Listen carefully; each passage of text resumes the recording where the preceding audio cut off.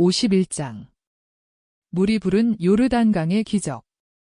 마침내 오늘 새벽 일찍부터 내 정신적인 보는 능력과 내 정신적인 듣는 능력을 사로잡고 있던 것을 쓸 수 있게 되었다.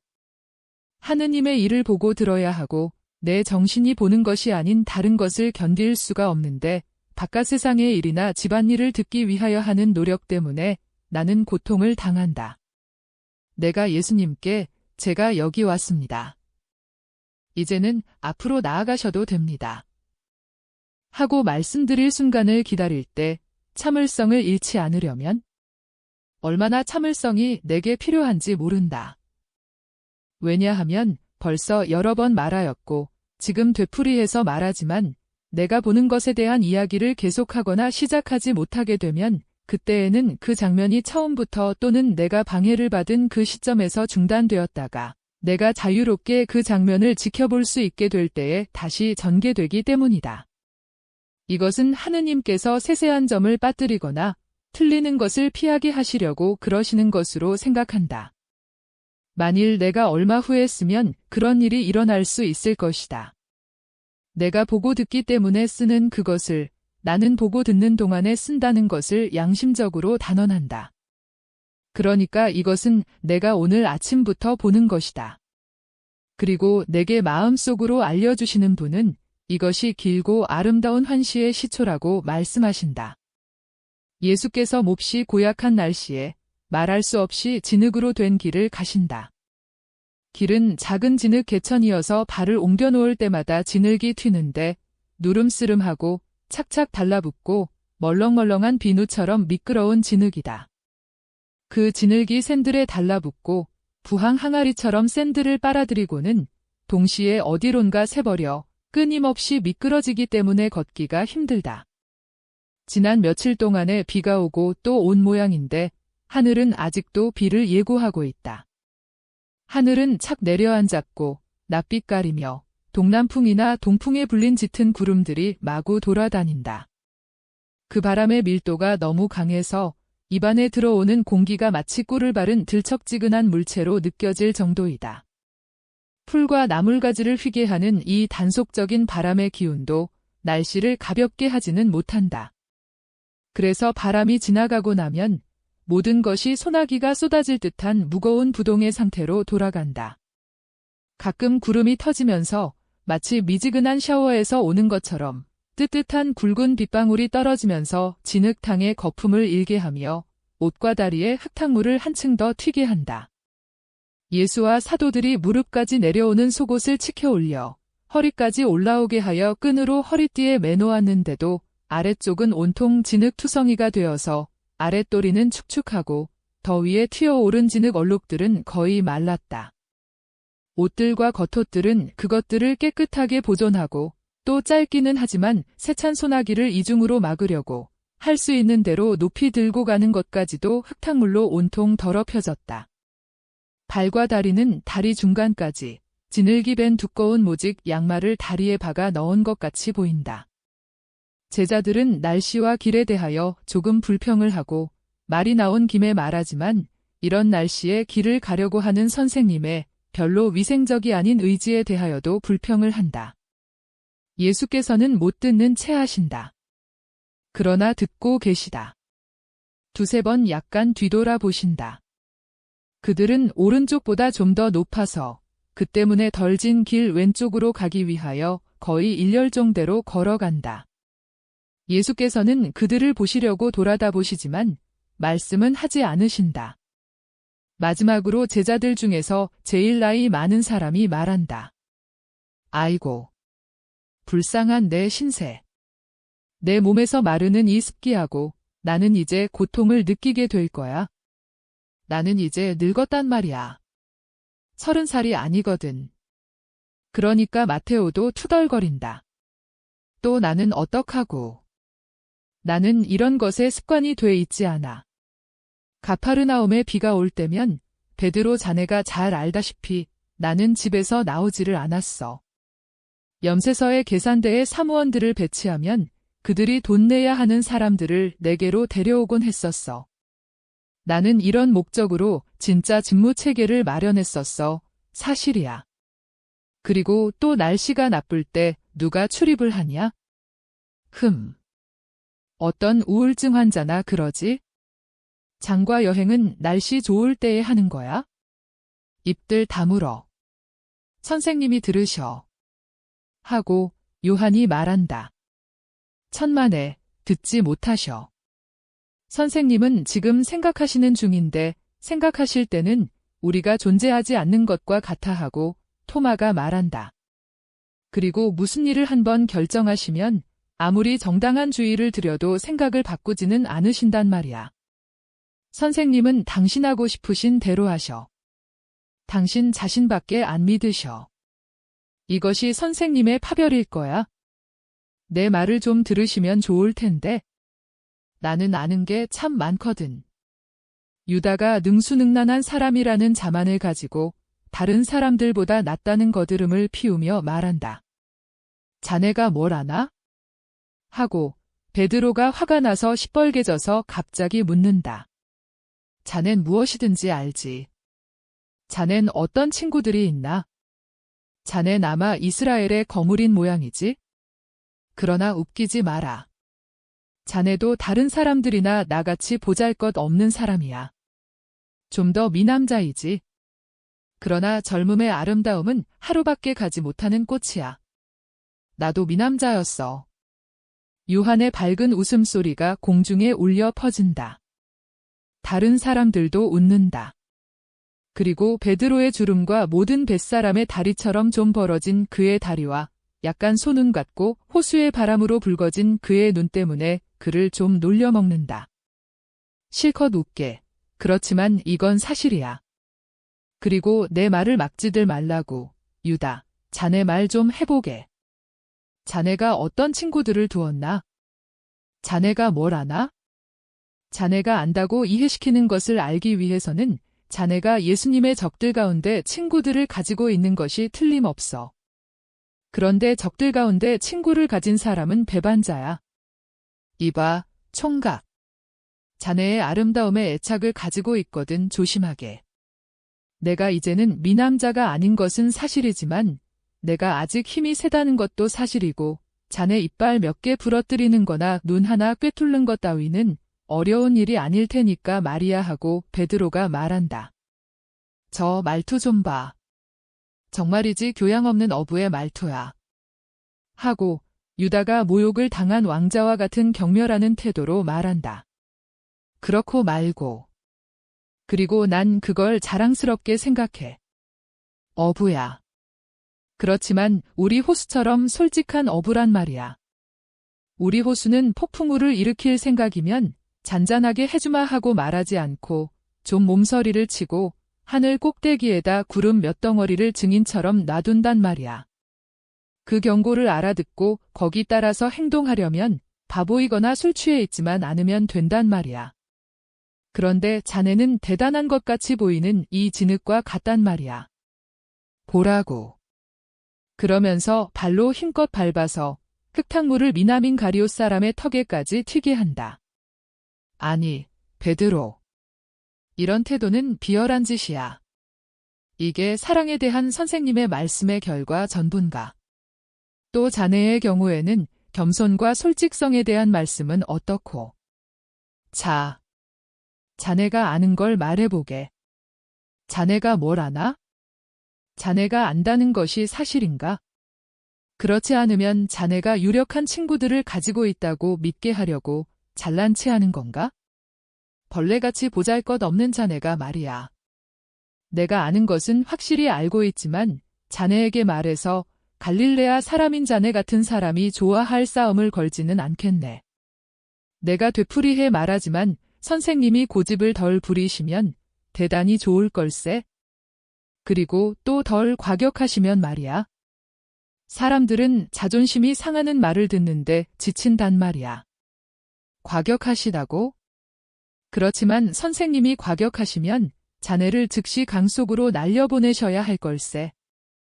저 나무들 위로 근사하게 날아갈 걸세. 그렇게 되면 자네 얼굴에 더럽게 붙어있는 진흙이 씻어질 걸세. 그렇게 하는 것이 자네 마음을 씻는데 소용될 수 있었으면 좋겠네. 자네 마음은 내 생각이 틀리지 않으면 내 다리보다도 더러운 것이 더 먹지 붙어 있을 것이 틀림없네. 과연 털이 매우 많고 키가 작은 베드로의 다리는 어지간히 진흙이 많이 묻었다. 베드로와 마테오는 거의 무릎에까지 진흙투성이이다. 아니, 이젠 그만들 해두게 하고 마테오가 적절하게 말한다. 예수께서 걸음을 늦추시는 것을 알아차린 요한은 예수께서 들으신 것이 아닌가 하고 의심이 나서 걸음을 재촉하여 동료 두세 사람을 앞질러 예수 계신 곳까지 가서 그 곁에 가서 선생님 하고 부른다. 언제나 그러는 것처럼 가만히 그리고 머리를 쳐들면서 사랑 가득한 눈길로 부른다. 머리를 쳐드는 것은 키가 더 작기 때문이기도 하고 다른 사람들은 더 높은 둑으로 걸어가는데 요한은 길 한가운데에 있기 때문이기도 하다. 오, 요한아, 나를 따라왔니? 하고 예수께서 말씀하시며 미소를 보내신다.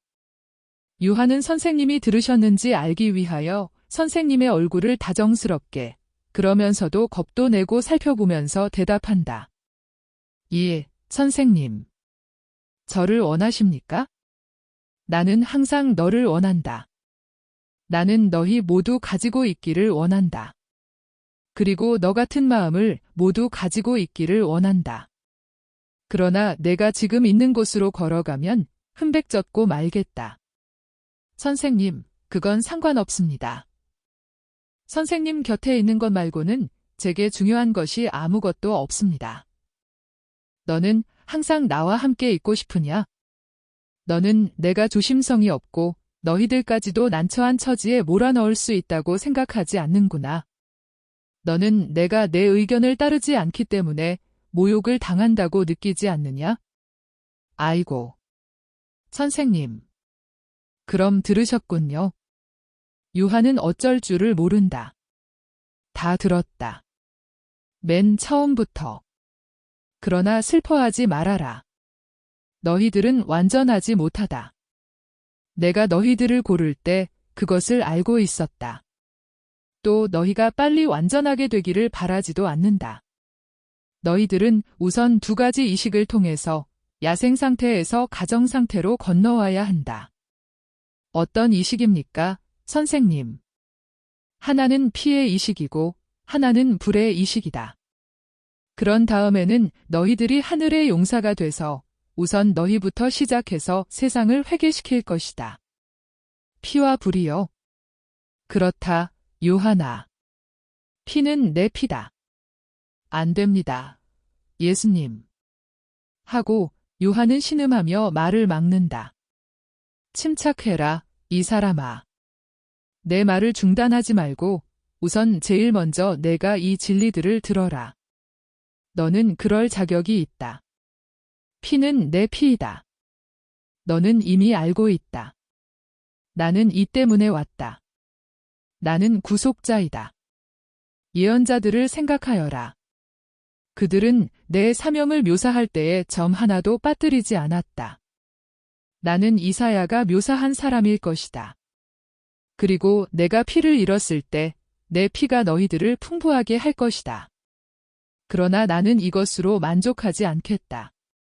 너희들이 하도 불완전하고 약하고 이해하지 못하고 겁이 많기 때문에 영광스럽게 되어 아버지 곁에 있을 나는 너희들에게 불과 힘이신 분을 보내겠다. 이 불과 힘이신 분은 내가 아버지에게서 났다는 그 사실에서 나오시는 분이시고 하나를 가지고 생각과 피와 사랑이라는 셋을 만들므로 풀리지 않은 고리로 아버지와 아들을 맺어놓는 분이시다. 하느님 성령, 아니 그보다도 하느님의 성령의 영이 하느님의 모든 완전을 갖추신 완전히 너희 위에 오실 때에는 너희들이 지금의 너희가 아닐 것이다. 그렇지 않고 새롭고 힘있고 거룩한 너희가 될 것이다. 그러나 너희들 중에 한 사람에게 이 피가 아무것도 아닐 것이고 그 불이 아무것도 아닐 것이다. 그것은 그의 경우에는 피가 그를 영별에 처할 능력을 가질 것이고 그는 영원히 다른 불을 겪을 것이기 때문이다. 그 다른 불 속에서 그는 피를 토하고 피를 삼키면서 탈 것이다. 그것은 그가 하느님의 피를 배반할 순간부터 그가 육체의 눈길이나 영적인 눈길을 보내는 곳에서는 어디에서나 피를 보겠기 때문이다. 아이고. 선생님. 그게 누굽니까? 언젠가 알게 될 것이다. 지금은 모르는 채 해라. 그리고 사랑으로 알려고 애쓰지도 말아라. 알려고 하는 것은 의심한다는 것을 가정한다. 의심은 벌써 사랑의 결점이니까 내 형제들을 의심해서는 안 된다. 제가 배반자가 아닐 거라는 것과 야고보도 아닐 거라고 선생님이 보증만 해주시면 저는 그것으로 충분합니다. 오. 너는 아니다. 또 야고보도 아니고. 충실한 요한, 너는 내 위안이다. 그러시면서 예수께서 한 팔로 요한의 어깨를 감싸시고 그를 당신께로 끌어당기신다. 그리고 두 사람은 이렇게 껴안은 채 걸어간다. 두 사람은 한동안 말이 없다. 다른 사람들도 이제는 말이 없다. 땅 위에 걸음 옮겨지는 소리밖에 들리지 않는다. 그러다가 다른 소리가 들려온다. 끊어 넘치는 소리다. 독감에 걸린 사람이 무겁게 코 고는 소리와도 같다. 이따금씩 가벼운 폭발음으로 중단되는 단조로운 끊어 넘치는 소리이다. 들리느냐? 하고 예수께서 말씀하신다. 강이 가까웠다. 그렇지만 우리는 밤이 되어서야 걸어서 건너는 데에 갈 겁니다. 곧 어두워질 테니까요. 어떤 오막살이에서 자기로 하자. 그리고 내일 강을 건너자. 물이 시시각각으로 불어나기 때문에 더 일찍 도착하기를 바랐었는데 들리느냐? 강가에 있는 갈대들이 불어난 물의 무게를 못 이겨 부러진다. 데카폴리스의 저 마을들에서는 선생님을 몹시 붙잡았는데요. 우리 그 병자들에게 다음번에 봅시다. 하고 말했지요. 그렇지만 병든 사람은 낫기를 원한다. 요하나. 그리고 동정심을 가진 사람은 즉시 고쳐준다. 요하나. 그러나 상관없다. 그래도 우리는 건너갈 것이다. 나는 오순절을 위해서 예루살렘에 돌아가기 전에 강 건너편에도 전도하기를 원한다. 그들은 다시 침묵을 지킨다. 비오는 날은 으레 그렇듯이 빨리 어두워진다. 점점 더 어두워지는 황혼 속에서 걸음은 한층 더 어려워진다. 길가에 있는 나무들도 그 우거진 입으로 더 어둡게 한다. 길 저편으로 건너가자. 이제는 걸어서 건너는데 아주 가까이 애와 있다. 오막살이를 하나 찾자. 그들이 길을 건너가니 다른 사람들도 따라 건넌다. 그들은 진흙투성이의 도랑을 하나 건너간다. 물이라기보다는 오히려 진흙탕인데 요란한 소리를 내면서 강으로 흘러 들어간다. 그들은 더듬다시피 하면서 이 나무에서 저 나무로 건너가면서 소리가 더 가까워지고 더 세게 들리는 강을 향하여 간다. 달빛 한 가닥이 구름을 뚫고 두 구름 사이를 지나 내려와서 물이 매우 늘고 이 지점에서는 매우 넓은 요르단강의 물방울을 반짝이게 한다. 평소에는 고요하고 얕은 물이 지금도 여전히 살랑거리는 소리를 들을 수 있는 갈대들이 시작되는 호숫가의 모래밭에 가는 모래들을 드러내던 하늘색의 고요하고 아름다운 그런 강이 아니다. 지금은 물이 사방에 들어와서 첫 번째 갈대들은 구부러지고 부러지고 물에 잠겨서 보이지 않게 되었다. 기껏해야 입으로 만들어진 리본이 물 위에 찰랑거리며 작별 인사를 하거나 조난 신호를 보내는 것 같다. 물이 벌써 첫째 나무들 미대까지 왔다. 그 나무들은 크고 잎이 우거졌으며 밤 어두움 속에 두껍고 어두운 일종의 담을 만들어 놓고 있다. 수영버들 몇 그루가 누르스름한 물속에 흐트러진 머리채 같은 가지 끝들을 잠그고 있다. 여기는 걸어서 건너갈 수가 없겠는데 하고 베드로가 말한다. 여기는 안 돼. 그렇지만 저기로는 아직 건너다니고 있어 하고 안드레아가 말한다. 과연 네 발 짐승 두 마리가 조심조심 강을 건넌다. 물이 짐승들의 배에까지 찬다. 짐승들이 건너다니면 배들도 건너가겠지? 그렇지만 밤이라도 지금 곧 건너가는 게 나을 거야. 구름이 거치고 달이 있어? 이 시기를 놓치지 말자. 배가 있는지 찾아보자. 그러면서 베드로는 구슬프게 이 하는 소리를 3번 길게 지른다. 대답이 없다. 더 아래쪽에 있는 건너는 여울목에 가자. 거기에는 멜키야가 아들들과 같이 있을 것이다. 그에게는 지금이 대목이다. 그가 우리를 건네줄 것이다. 그들은 강을 끼고 나 있는 거의 강을 스치며 가는 오솔길로 할 수 있는 대로 빨리 걸어간다. 아니 저건 여자가 아니냐? 하고 예수께서 이제는 말을 타고 강을 건너와서 오솔길에 멈추어 있는 2 사람을 바라다 보시면서 말씀하신다. 여자여. 베드로와 다른 사람들은 잘 보이지 않아 말에서 내려 기다리고 있는 저 어두운 형체가 남자인지 여자인지 분간을 하지 못한다. 그렇다. 여자다. 마리아다. 지금 달빛을 받고 있는 저 여자를 보아라. 선생님은 눈이 잘 보여 좋으시겠습니다. 눈이 좋으시군요. 마리아다. 무슨 일일까? 그러면서 예수께서 마리아야 하고 외치신다. 선생님. 선생님이세요. 선생님을 만나게 되었으니 하느님을 찬미합니다. 그러면서 마리아는 영양처럼 예수께로 달려온다. 울퉁불퉁한 오솔길에서 마리아가 어떻게 걸려 넘어지지 않는지 모르겠다. 마리아는 매우 무거운 첫째 겉옷을 떨어뜨리고 이제는 베일을 쓰고 더 가벼운 겉옷은 우중충한 옷 위에 몸둘레에 감고서 앞으로 나아온다. 예수 계신 대로 와서는 진흙은 상관하지 않고 예수의 발 앞에 무릎을 꿇는다. 숨을 헐떡인다. 그러나 기뻐한다. 마리아는 되풀이 말한다. 선생님을 만나게 해주신 하느님께 영광. 마리아야, 왜 그러느냐? 무슨 일이 일어나느냐? 너는 베다니아에 있지 않았느냐? 선생님께서 말씀하신 대로 베다니아에서 선생님의 어머니와 다른 여자들과 같이 있었습니다. 그러나 선생님 마중을 나왔습니다. 오빠는 많이 아프기 때문에 올 수가 없었습니다. 그래서 하인을 데리고 왔습니다. 내가 이 계절에 총각과 혼자서 여행을 하다니. 오. 선생님. 선생님은 제가 무서워한다고 생각하신다고 말씀하시려는 것은 아니겠지요. 저는 그 많은 악을 행하는 것을 무서워하지 않았습니다. 이제는 선을 행하는 것을 무서워하지 않습니다. 그런데 왜 왔느냐? 건너오지 마시라고 선생님께 말씀드리려고 왔습니다. 건너편에는 선생님을 해치려고 그들이 기다리고 있습니다. 제가 그것을 알았습니다. 저는 그것을 전에 저를 사랑했던 헤로데 당원을 통해서 알았습니다. 그가 아직 사랑으로 그 말을 했는지 미움으로 그 말을 했는지는 모르겠습니다. 제가 아는 것은 어제 그가 철책을 통해서 저를 보고 이렇게 말한 것입니다. 어리석은 마리아, 너는 지금 내 선생님을 기다리고 있는 중이지?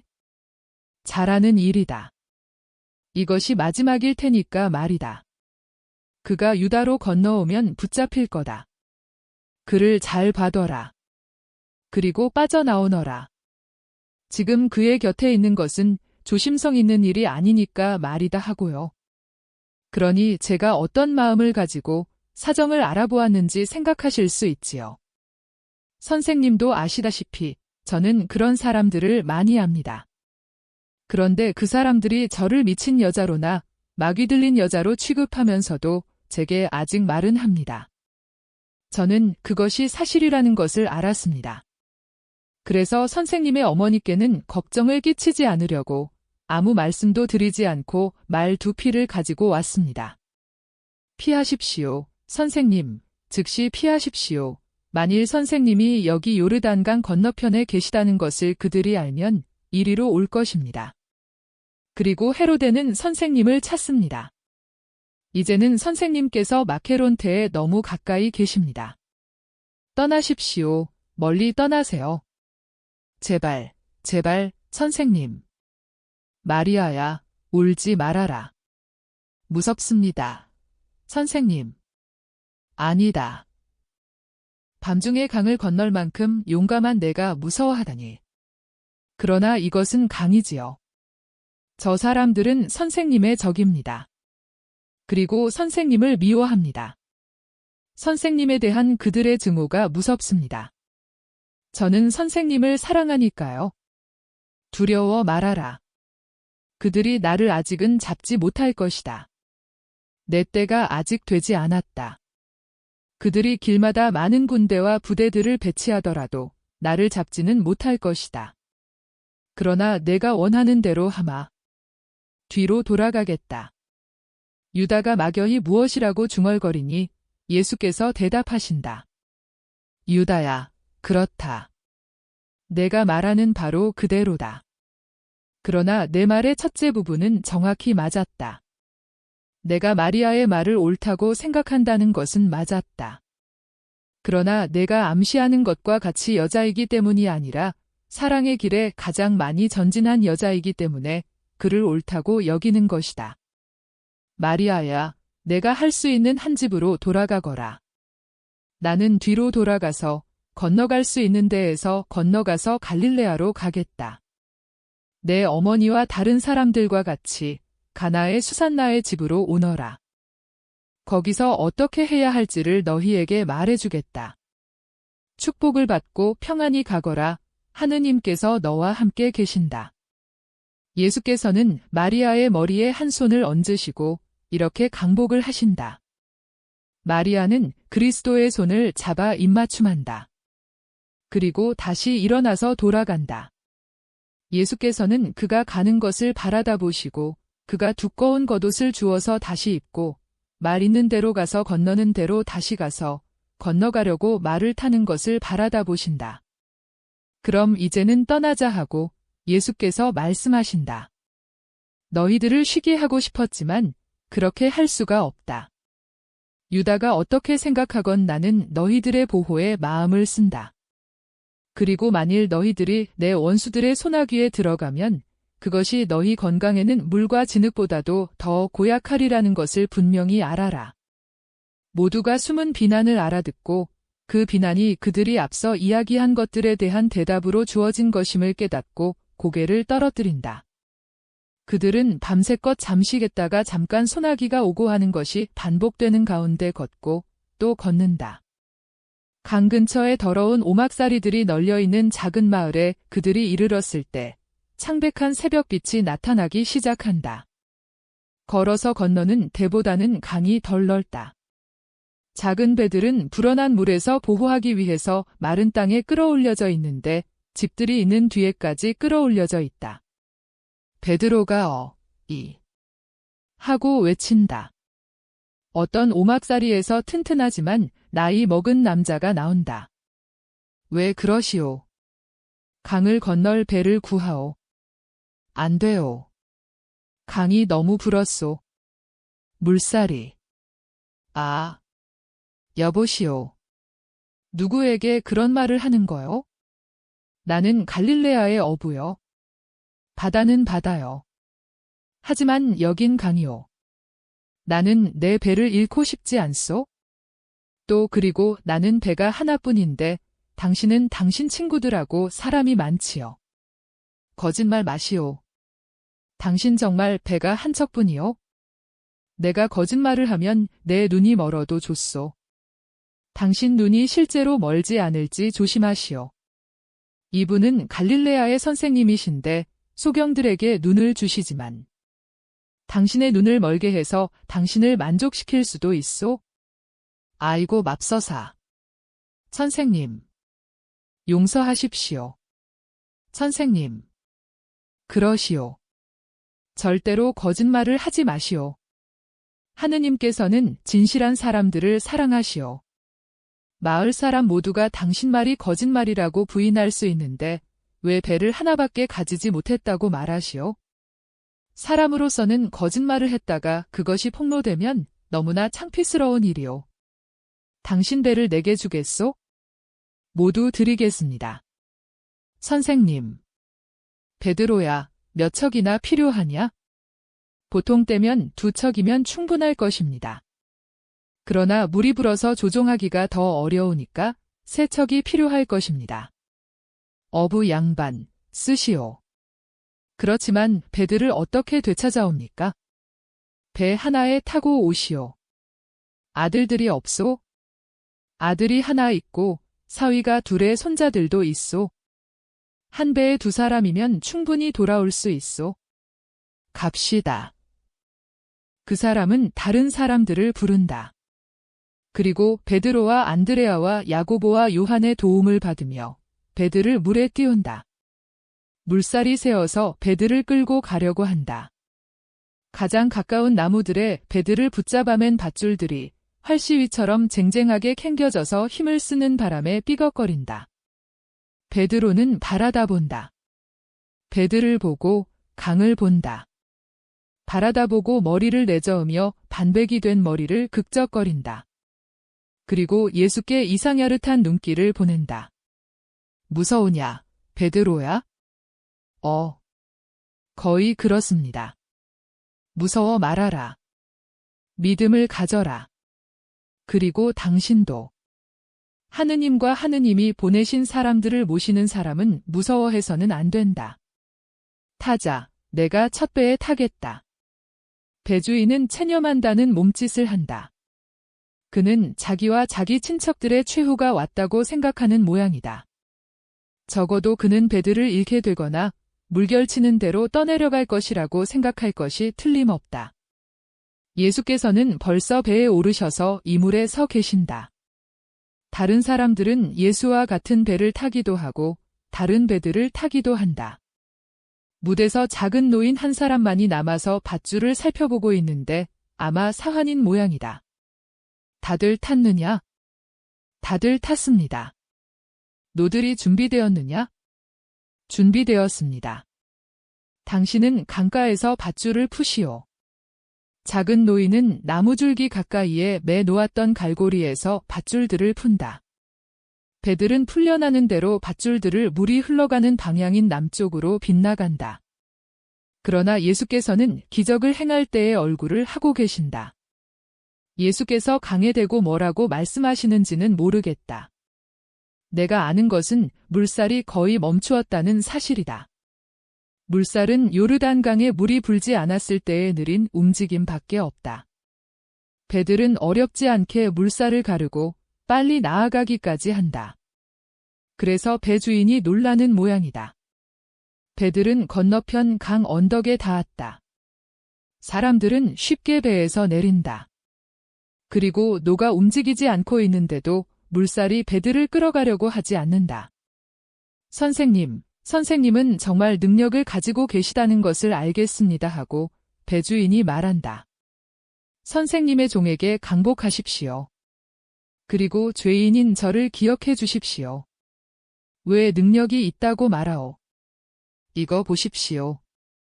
이런 일이 선생님께는 별것 아닌 것으로 생각됩니까? 선생님은 물이 부른 요르단강의 흐름을 정지시켰습니다.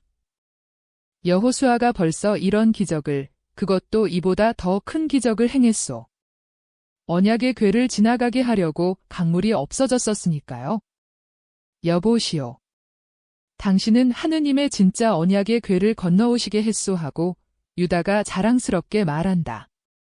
지극히 높으신 하느님. 믿습니다. 선생님은 참 메시아이십니다. 지극히 높으신 하느님의 아들. 저는 강가의 도시와 마을들에 가서 이 말을 하겠습니다. 선생님이 행하신 것을, 선생님이 행하시는 것을 제가 본 것을. 선생님, 다시 오십시오. 불쌍한 제 고장에는 병자가 참 많습니다. 오셔서 그들을 고쳐주십시오. 가겠소. 그동안 당신은 내 이름으로 믿음과 거룩함을 권해서 그들이 하느님의 뜻에 맞는 사람들이 되게 하시오. 안녕히 계시오. 평안히 가시오. 그리고 돌아가는 데 대해서 염려하지 마시오. 염려하지 않습니다. 만일 걱정이 되면 제 목숨을 불쌍히 여겨주십사고 선생님께 청할 것입니다. 그러나 선생님을 믿고 선생님의 친절을 믿고 아무것도 청하지 않고 갑니다. 안녕히 가십시오. 그는 다시 배에 올라 제일 먼저 이물을 강가운데로 돌리고 무사히 빨리 간다. 건너편 강가에 닿았다. 그가 무대 내릴 때까지 그대로 계시던 예수께서 강복하는 손짓을 하신다. 그리고 길로 들어서신다. 강물은 다시 빨리 흐르기 시작한다. 그리고 모든 것이 이렇게 끝난다. 52장. 건너편 강가에서 어머니를 만나시다. 그들이 이제는 요르단강 건너편에 있고 야산들로 된 두 번째 산맥이 있는 서남쪽으로 빨리 걸어간다. 이 산맥은 첫 번째 산맥보다는 높지만 여전히 낮은 야산들이며 그 너머로는 요르단강 평야가 있다. 그들이 말하는 것을 들으니 그들은 건너편에 버린 진흙탕에 다시 빠져 들어가지 않으려고 평야를 피하였고 손질이 더 잘 되고 더구나 비가 올 때에는 더 편리한 안쪽 길로 해서 그들이 가야 할 곳으로 가려고 생각한다는 것을 알겠다. 대관절 여기가 어디쯤 되지? 하고 방향을 잘 분간하지 못하는 마테오가 묻는다. 분명히 실로와 베델 중간이야 하고 토마가 말한다. 유다와 함께 이리로 지나간 것이 얼마 안 됐어. 유다는 베델에서 바리사이파 사람들에게 초대되었었지. 자네도 대접을 받을 수 있었는데 자넨 오려고 하지 않았지?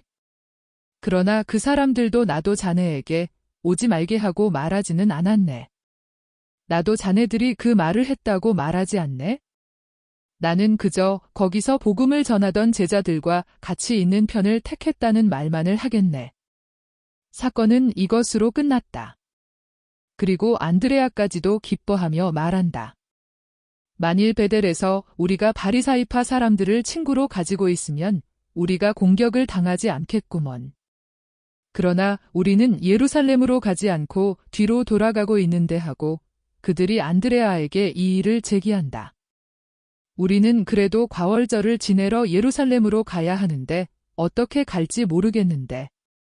그렇고 말고. 선생님은 왜 우리가 가나로 돌아간다고 말씀하셨지? 여자들이 돌아올 수 있었고 그러면 우리는 순례를 할 수가 있었는데 말이야. 내 아내가 예루살렘에서 과월절을 지내지 못하리라는 건 숙명적이야. 하고 베드로가 외친다. 요한은 열성당원과 열심히 말씀을 하고 계신 예수께 질문한다. 선생님, 갔다가 때 맞춰 돌아오려면 어떻게 해야 합니까? 모르겠다. 하느님께 맡겨드린다. 우리가 늦더라도 내 탓은 아닐 것이다. 선생님이 조심성 있게 처신하신 것은 잘하신 일입니다 하고 열성당원이 말한다. 오. 나는 내 때가 아직 되지 않았으니까 계속했을 것이다. 그러나 너희들은 얼마 전부터 몹시 피로해 있으니 뜻밖의 일을 어떻게 견디어냈겠느냐? 선생님의 말씀이 맞습니다. 마귀 한 놈이 저희들 가운데 입김을 불어넣은 것 같습니다. 저희들은 많이도 변했습니다. 사람은 피로해지기 마련이다.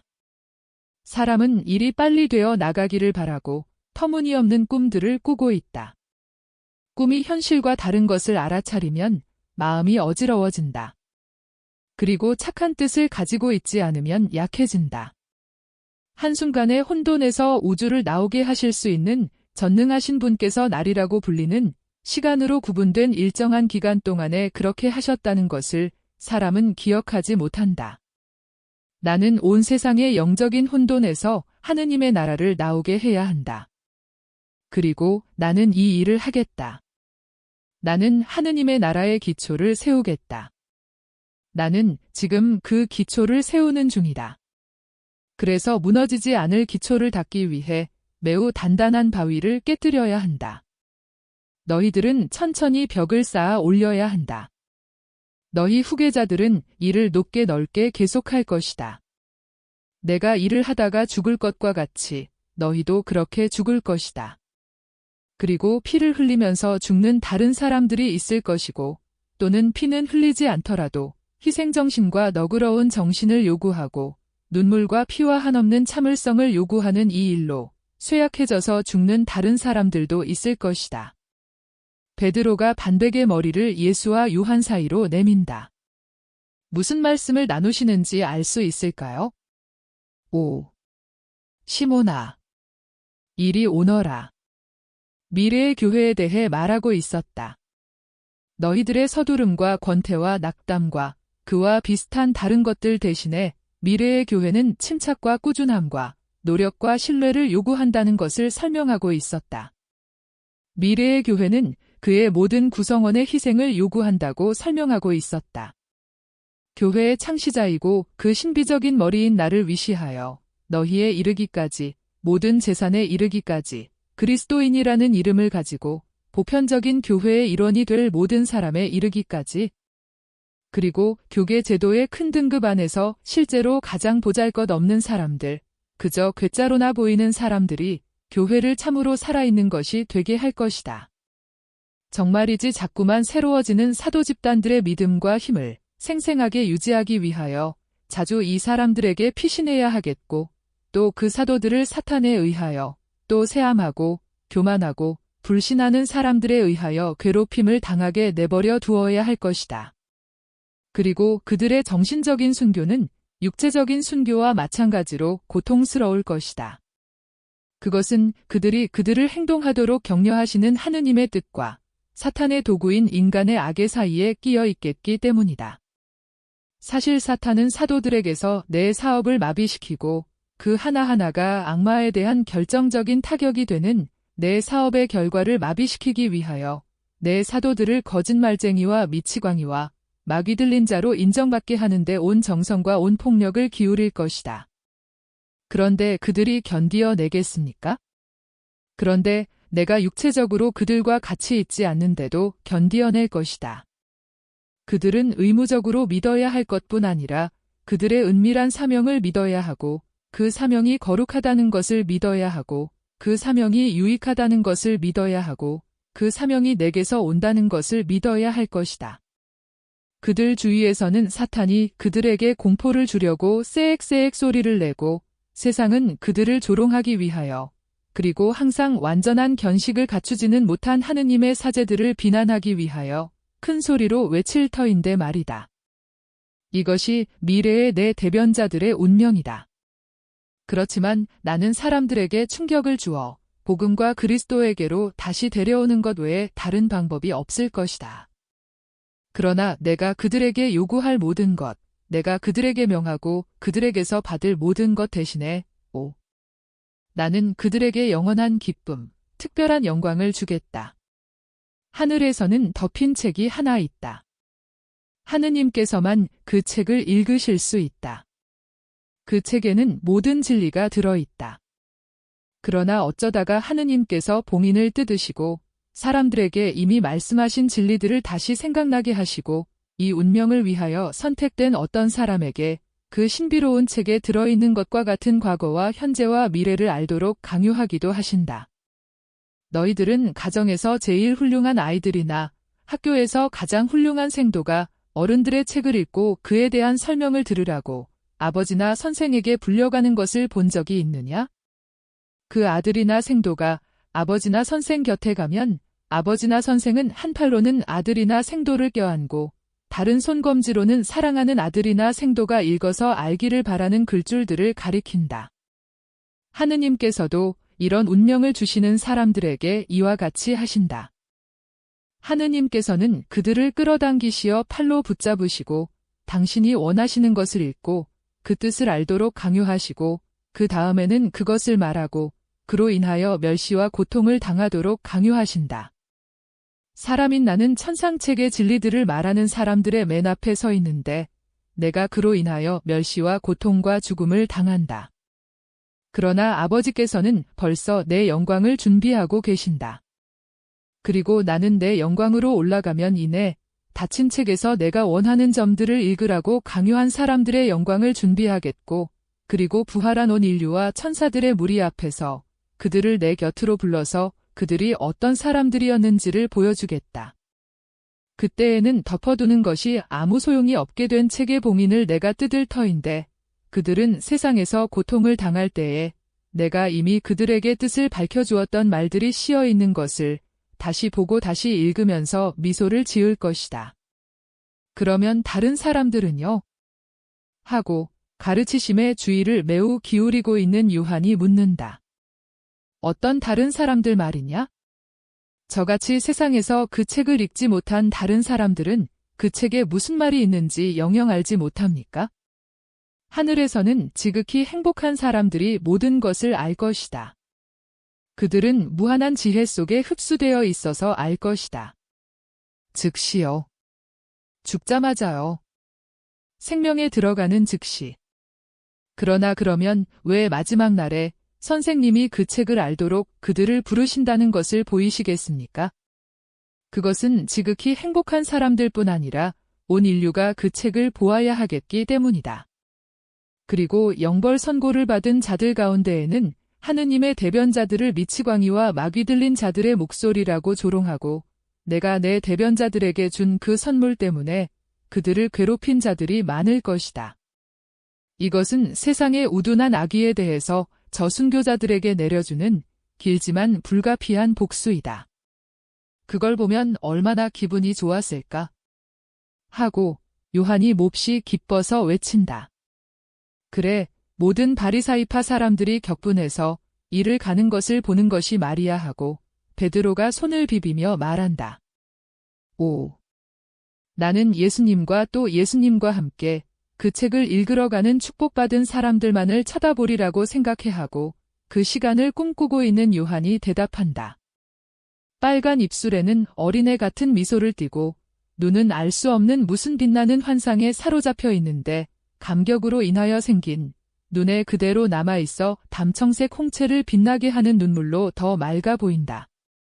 열성당원이 그를 바라다보고 예수께서도 그를 바라다보신다. 그러나 예수께서는 아무 말씀도 하지 않으신다. 이와 반대로 열성당원은 말한다. 자넨 그때 자네 자신을 바라볼 걸세. 왜냐하면 만일 우리 가운데 이 세상에서 하느님의 대변자가 되어야 하고 봉인이 된 책의 대목들을 읽으라고 부름을 받을 사람이 있다면 그것은 예수님이 특별히 사랑하시고 하느님의 친구인 요한 자네일 테니까 말일세. 아이고. 그런 말 하지 마라. 나는 모든 사람들 중에서 무식한 사람이야. 그리고 만일 예수님이 하늘나라는 어린이들의 것이라고 말씀하지 않으셨더라면 나는 하늘나라를 차지할 수 있으리라고 생각하지 못했을 거야. 그만큼 나는 아무짝에도 소용이 없어. 그렇지요, 선생님. 제 유일한 값어치는 어린이와 같다는 것뿐이지요. 그렇다. 너는 매우 행복한 어린이에 속한다. 그로 인해서 축복을 받아라. 그들은 또 얼마 동안 걸어간다. 그러다가 그들이 지금 가고 있는 대상들이 다니는 길을 뒤돌아보던 베드로가 외친다. 자비로우신 하느님의 섭리. 아니 저건 여자들이 탄 마차야. 모두가 돌아다 본다. 사실 그것은 튼튼한 말 두 필이 속보로 끌고 오는 요한나의 무거운 마차이다. 가죽 포장을 완전히 내렸기 때문에 안에 누가 있는지 볼 수는 없다. 그러나 예수께서 멈추라는 표를 하시니 마차몰이는 팔을 들고 길가에 서 계시는 예수를 보고 기쁨의 환성을 올린다. 마차무리가 입김을 내뿜는 두 말을 멈추는데 마차 입구에 이사하게 야윈 얼굴이 나타난다. 선생님이 하고 그는 외친다. 어머님, 기뻐하십시오. 선생님이 여기 계십니다. 마차 안에서는 여자들의 목소리와 발소리가 난다. 그러나 여자들 중에서 한 사람도 내리기 전에 벌써 마나헨과 마륵지암과 이사학이 땅으로 뛰어내려 선생님께 경의를 표하려고 달려온다. 마나헨, 아직 여기 있었소? 명령을 충실히 지키느라고, 그리고 지금은 여자들이 무서워하기 때문에 어느 때보다도 더 충실하느라고요. 그러나 저희들은 순종해야 하기 때문에 순종했습니다만 걱정스러운 것은 아무것도 없습니다. 제가 확실한 측에서 들어압니다만 빌라도가 이 명절 동안에 소란을 피우는 자들은 엄벌을 받을 것이라고 말해서 불안을 조성하는 자들에게 경고를 했다고 합니다. 저는 빌라도의 아내가 이 보호와 무관하지 않고 더구나 아내의 친구들이 무관하지 않다고 생각합니다. 궁정에서는 모든 것을 알고 아무것도 알지 못하기도 합니다. 그러나 정보는 넉넉히 받고 있습니다. 그러면서 마나해는 성모님께 자리를 내드리려고 비켜선다. 성모님은 마차에서 내리셔서 감격하여 몸을 떠시며 길을 몇 발 걸어오셨다. 두 분은 서로 껴안으신다. 그동안 모든 여자 제자들은 선생님께 경의를 표한다. 그러나 라자로의 마리아와 마르타는 거기 없다. 성모님은 속삭이신다. 그날 저녁부터 얼마나 걱정을 했는지 모른다. 아들아, 그들 모두가 너를 몹시 미워한다. 그리고 지난 며칠 동안에 성모님이 흘리신 다른 많은 눈물의 자국인 붉은 흔적을 따라 눈물이 흘러내린다. 그러나 아버지께서 모든 것을 마련하신다는 것을 어머니도 보시지요. 그러니 울지 마세요. 저는 세상의 모든 증오를 용감하게 무릅씁니다. 그러나 어머니의 한 방울의 눈물도 저를 낙심시킵니다. 자, 거룩하신 어머니. 그러시면서 어머니를 껴안으신 채 여자 제자들에게 인사하시려고 그들에게로 몸을 돌리신다. 그리고 성모님을 모시고 오기 위하여 뒤로 돌아온 요한나에게 특별히 한마디 말씀을 하신다. 아이고, 선생님. 선생님의 어머님 곁에 있는 것은 조금도 괴롭지 않습니다. 마리아는 오빠의 병 때문에 베다니아에 붙잡혀 있습니다. 저는 왔어요. 아이들은 착하고 자애로운 저택관리인의 아내에게 맡겼습니다. 그러나 그 일에 신경을 쓰는 쿠자가 있으니 제 남편이 특별히 사랑하는 마티아에게 부족한 것이 아무것도 없을 것이라고 생각하십시오. 그렇지만 쿠자는 떠날 필요가 없다는 말도 제게 했습니다.